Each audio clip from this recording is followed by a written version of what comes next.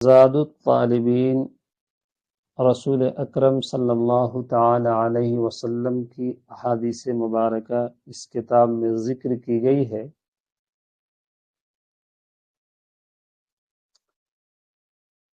یہاں سے مصنف رحمۃ اللہ علیہ نے دوسری قسم کو ذکر فرمایا ہے، قفلۃ کغزوۃ، قفلۃ کغزوۃ، جہاد سے واپس آنا بھی جہاد کی طرح ہے۔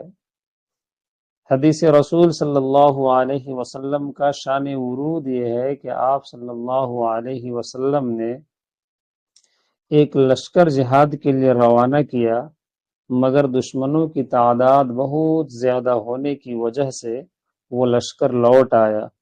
اس وقت آپ صلی اللہ علیہ وسلم نے فرمایا کہ تم لوگ اس لیے واپس آئے ہو کہ مزید لوگوں کو ساتھ لے جاؤ۔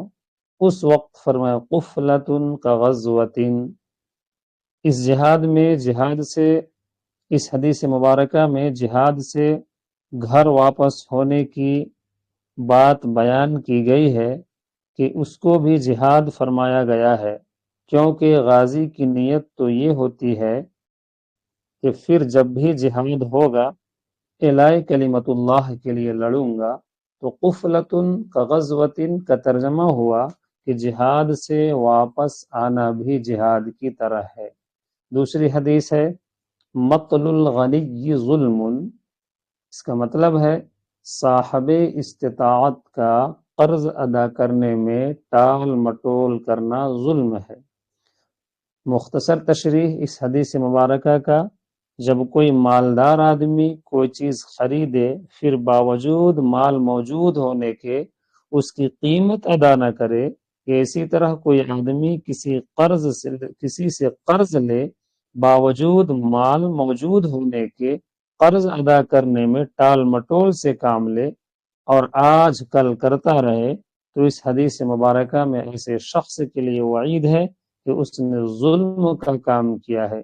غنی سے مراد یہ ہے کہ جو قرض کے ادا کرنے پر قادر ہو، اگرچہ فی نفسہ و فقیر ہی کیوں نہ ہو۔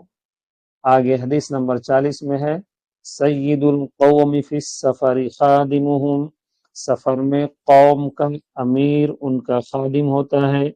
مذکورہ حدیث میں امیر کے لیے ایک ضابطہ بیان کیا گیا کہ امیر ایسا ہو جو لوگوں کی خدمت کرنے والا ہو، ساتھیوں کی مصالح پر نظر رکھے، ان کے ہر معاملہ میں رعایت رکھے، کیونکہ قوم کا سردار ان کا خادم ہوتا ہے۔ اس حدیث کا مطلب یہ بھی ہو سکتا ہے کہ جو شخص قوم اور جماعت کی خدمت میں لگا رہے، حقیقت میں وہی امیر ہے، اگرچہ بظاہر کسی دوسرے کو امیر بنایا گیا ہو۔ آگے حدیث نمبر 41 میں اللہ کے نبی صلی اللہ علیہ وسلم کی جو حدیث ہے یہ حبک الشیء یعمی ویصم، کسی چیز سے محبت کرنا تجھ کو اس سے اندھا اور بہرا کر دیتا ہے۔ مختصر توضیح، محبت کی تعریف یہ ہے کہ پسندیدہ چیز کی طرف طبیعت کا مائل ہونا، اور اس چیز کی محبت انسان کو اندھا اور بہرا کر دے۔ اسی حدیث میں انسان کی فطرت کو بیان کیا گیا ہے کہ انسان جب کسی چیز سے محبت کرتا ہے تو یہ محبت اس پر ایسی غالب ہو جاتی ہے کہ اس کو اپنے محبوب کے علاوہ کوئی چیز نظر نہیں آتی۔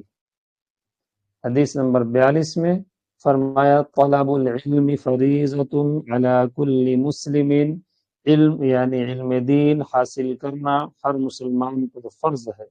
طلب علم سے کیا مراد ہے؟ اس میں مختلف اقوال ہے محدثین علماء کا۔ فرماتے ہیں کہ اتنا علم مراد ہے جس کے بغیر آدمی نہ فرائض ادا کر سکے اور نہ ہی حرام سے بچ سکے۔ بعض علماء فرماتے ہیں وہ علم مراد ہے جس کی ضرورت انسان کو بالفور ہو۔ بعض کے نزدیک اس سے مراد اخلاص ہے کہ اس کے ذریعے وہ نفس کی برائیوں کو، مثلا کینہ، حسد، تکبر وغیرہ کو اپنے سے دور رکھے۔ عبداللہ ابن مبارک رحمۃ اللہ علیہ سے اس حدیث کے بارے میں سوال کیا گیا تو انہوں نے فرمایا جب آدمی کو دین کی کسی بات میں شک ہو تو اب اس پر فرض ہے کہ سوال کر کے اس شک کو دور کر لے۔ آگے فرمایا ما قل وکفا خیر مما کثر والہا، اس کا مطلب ہے جو مال کم ہو اور کفایت کرنے والا ہو وہ اس مال سے بہتر ہے جو زیادہ اور غافل رکھنے والا ہو۔ مال کی حرص کی مذمت، انسان کی طبیعت میں مال کی حرص ہے، اگر اس کو انسان قابو نہ کر سکے تو بڑھتی ہی جاتی ہے، اور پھر انسان اسی دھن میں شب و روز ایک کرتا ہے۔ مذکورہ بالا حدیث میں ایسے شخص کو تنبیہ کی گئی ہے کہ انسان کو یہ چاہیے کہ تھوڑے ہی مال پر قناعت کر لے، ایسا نہ ہو کہ مال تو زیادہ ہو جائے اور یہ اس مال میں ایسے لگے کہ اپنے رب کو بھول جائے۔ آگے فرمایا اصدق الرؤیا بالاسحار، صبح کے وقت کا خواب زیادہ سچا ہوتا ہے۔ خواب کی 3 قسمیں ہیں، محض خیالی یعنی انسان دن بھر جو کام کرتا ہے رات کو خواب میں متشکل ہو کر اس کو دکھایا جاتا ہے۔ نمبر 2 بشارت الہیہ ہوتی ہے، اسی خواب کے بارے میں حدیث والا میں اصدق الرؤیا سے تعبیر کیا گیا۔ اور نمبر 3 شیطانی اثرات کا عکس ہوتا ہے۔ سحری کے وقت کے خواب کئی وجوہات کی بنا پر سچے ہوتے ہیں۔ اول یہ کہ آخری رات کو دل و دماغ میں سکون ہوتا ہے، دوسرا یہ کہ اس وقت میں نزول ملائکہ ہوتا ہے، تیسرا یہ کہ اس وقت میں اللہ تعالیٰ آسمانی دنیا پر تشریف فرما ہوتے ہیں۔ ان سب وجوہات کی بنا پر یہ کہا گیا ہے کہ سحری کے وقت کے عموماً خواب سچے ہوتے ہیں۔ خیرکم من تعلم القرآن وعلمہ، تم میں سے بہتر وہ شخص ہے جو قرآن سیکھے اور سکھائے۔ جو شخص قرآن مجید کو سیکھے اور پھر لوگوں کو سکھائے تو یہ شخص سب سے افضل ہے اور بہترین لوگوں میں سے ہے، کیونکہ اس نے دونوں خیروں کو جمع کر لیا۔ نبی کریم صلی اللہ علیہ وسلم کا دنیا میں تشریف لانا اس مقصد کے لیے تھا کہ وحی کے ذریعے جو قرآن حاصل ہو اس کی حکمت کو سیکھا اور دوسروں کو سکھایا جائے۔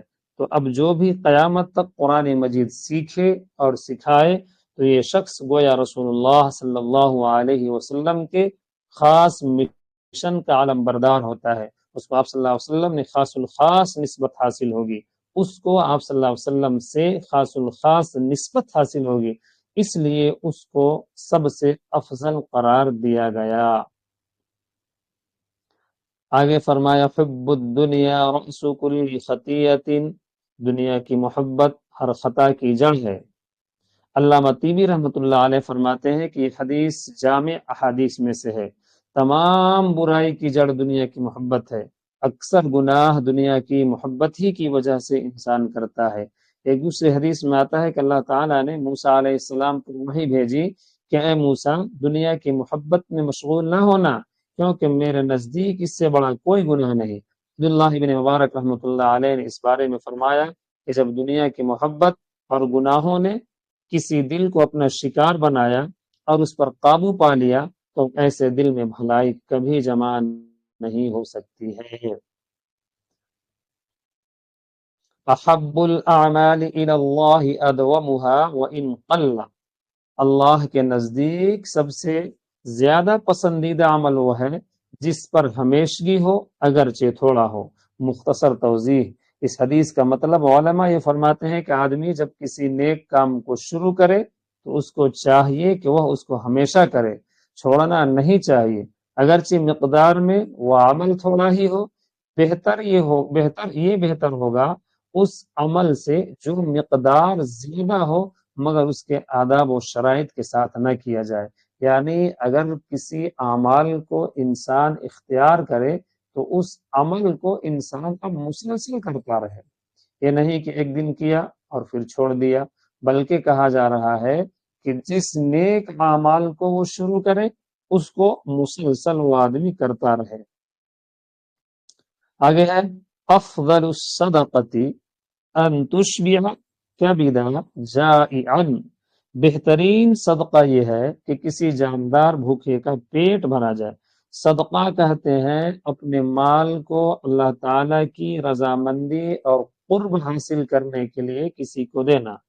بھوکے کو کھانا کھلانے کے بارے میں متعدد حدیث میں فضائل وارد ہوئے ہیں۔ مثلا ایک روایت میں آتا ہے کہ نبی کریم صلی اللہ علیہ وسلم نے فرمایا کہ مغفرت کو واجب کرنے والی چیزوں میں بھوکوں کو کھانا کھلانا بھی ہے۔ ایک دوسری روایت میں ارشاد نبوی صلی اللہ علیہ وسلم ہے کہ جو شخص کسی جاندار کو کھانا کھلائے، حق جل شانہ اس کو جنت کے کھانوں میں سے کھلائیں گے۔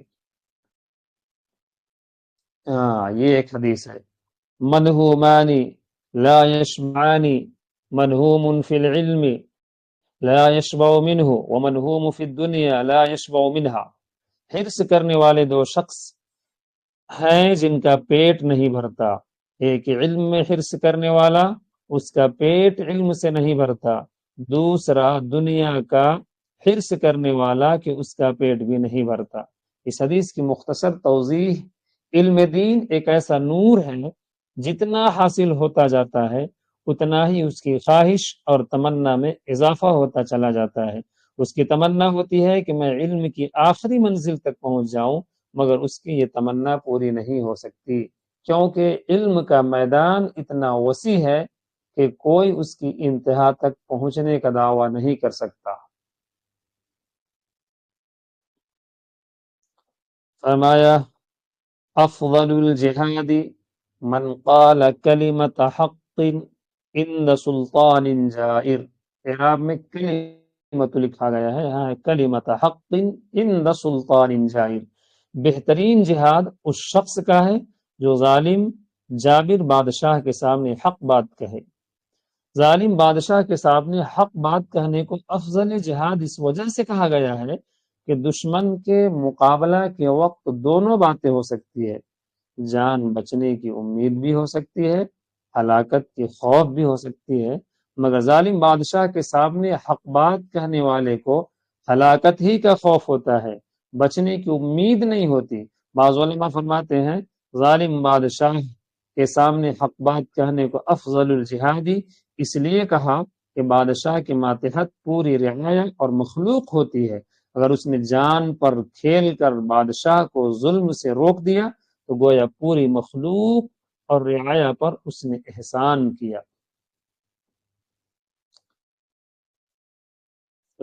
لغدوة فی سبیل اللہ او راحة خیر من الدنیا وما فیہا، رواہ البخاری و مسلم۔ اللہ کے راستے میں ایک صبح یا ایک شام کے لیے جانا دنیا اور اس کی تمام چیزوں سے بہتر ہے۔ ابن حجر عسقلانی رحمۃ اللہ علیہ نے مذکور حدیث کے بارے میں فرماتے ہیں کہ اگر ایک شخص کو پوری دنیا حاصل ہو جائے اور وہ اس دنیا کو اللہ کی اطاعت میں بھی خرچ کر دے، تب بھی اس سے بدرجہ بہتر یہ ہے کہ وہ اللہ کے راستے میں ایک صبح یا ایک شام کو لگا دے۔ اس حدیث کی تائید میں ایک روایت پیش کی جاتی ہے جو آپ صلی اللہ علیہ وسلم نے عبداللہ ابن رواحہ رضی اللہ تعالی عنہ کو فرمائی تھی کہ آپ صلی اللہ علیہ وسلم نے فرمایا، اس کا مفہوم ہے کہ رسول اللہ صلی اللہ علیہ وسلم نے ایک لشکر روانہ کیا، اس میں عبداللہ ابن رواحہ بھی تھے، وہ روک گئے تاکہ آپ صلی اللہ علیہ وسلم کے ساتھ نماز میں شریک ہو جائیں۔ آپ صلی اللہ علیہ وسلم نے ارشاد فرمایا، خدا کی قسم جس کے قبضہ میں میری جان ہے، اگر تم خرچ کر دو جو کچھ زمین میں ہے، جب بھی تم اس فضیلت کو حاصل نہیں کر سکتے جو صبح نکلنے میں تھی۔ مذکور حدیث کے بارے میں علماء فرماتے ہیں کہ صبح و شام پورا نہ بلکہ اس کے ایک حصہ میں اللہ کے راستے میں نکل جائے، وہ بھی اس حدیث کی فضیلت میں داخل ہوگا، اور یہ نکلنا بھی دنیا و ما فیہا سے بہتر ہوگا۔